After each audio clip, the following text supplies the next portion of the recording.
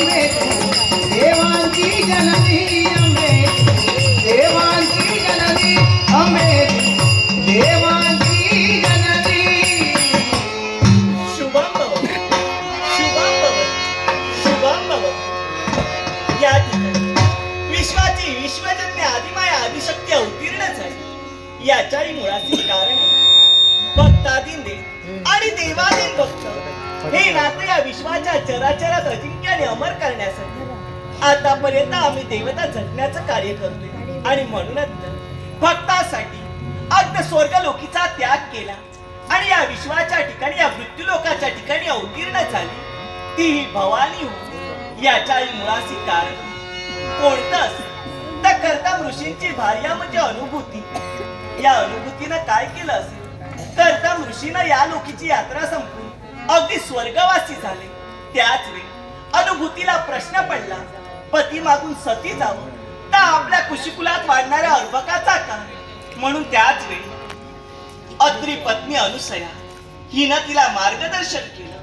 एकनिष्ठतेने भक्ती करण्यासाठी अनुभूती तत्पर ठरली. ती या पठारावर एकनिष्ठतेने या मायेची भक्ती करू लागली.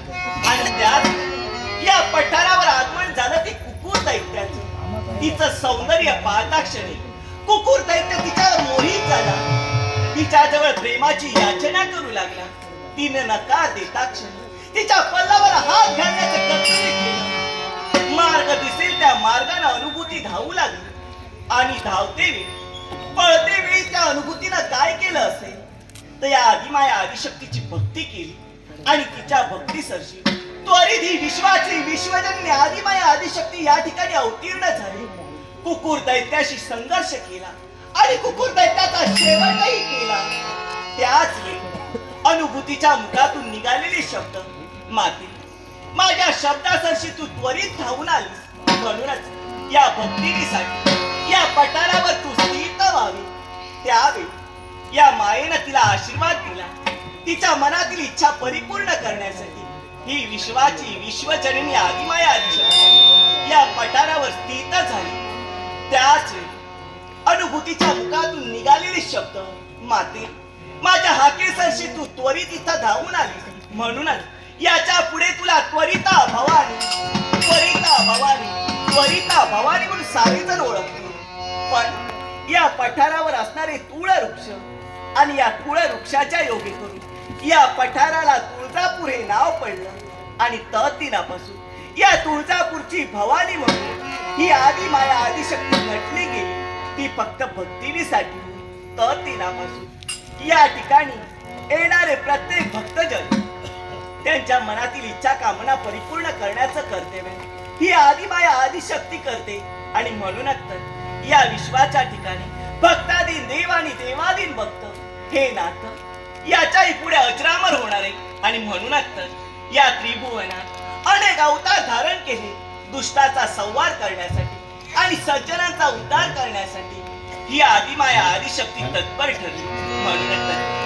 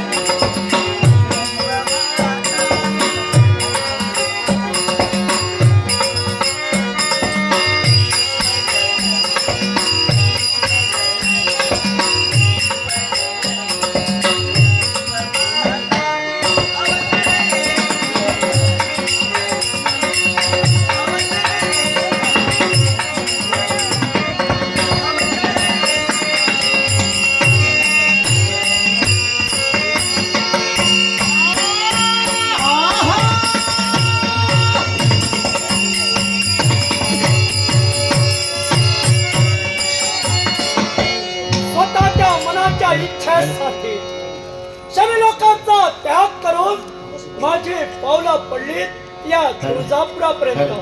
होय, आपण आलेला जाणीव मातेला व्हायला हवे याकरिता.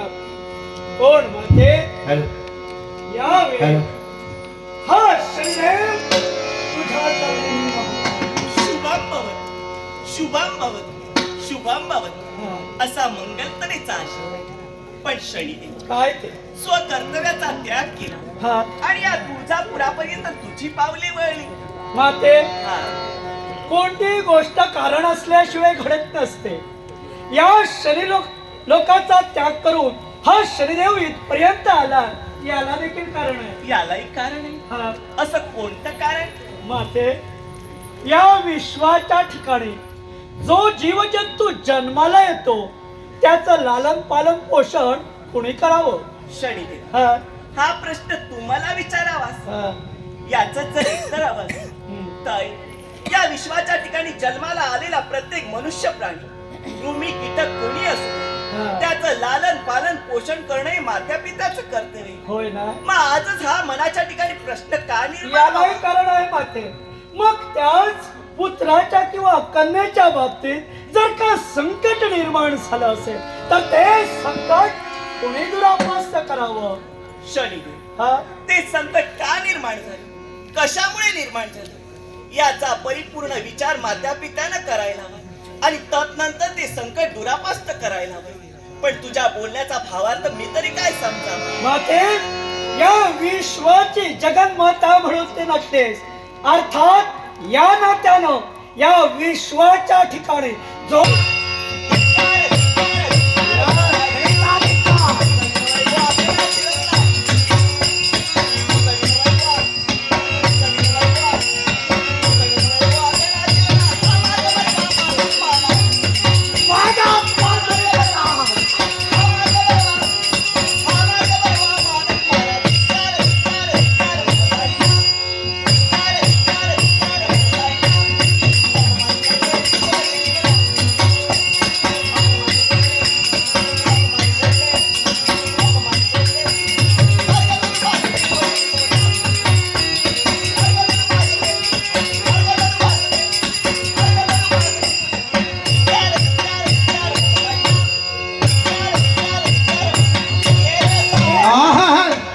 स्वर्ग मृत्यू पाताळाचा मंडप घातला. स्वर्ग मृत्यू पाताळाचा, स्वर्ग मृत्यू पाताळाचा मंडप घातला.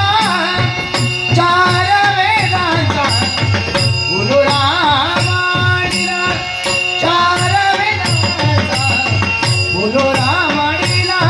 उदो उदो बोला अंबा माऊलीचा.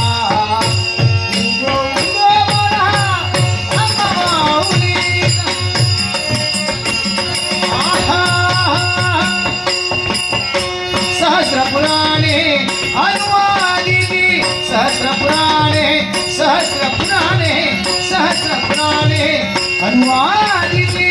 तुझ्या नावाचा गाई गोंधळ घाली, तुझ्या नावाचा गाई गोंधळ घाली. उदो उदो बोला आंबा माऊलीचा.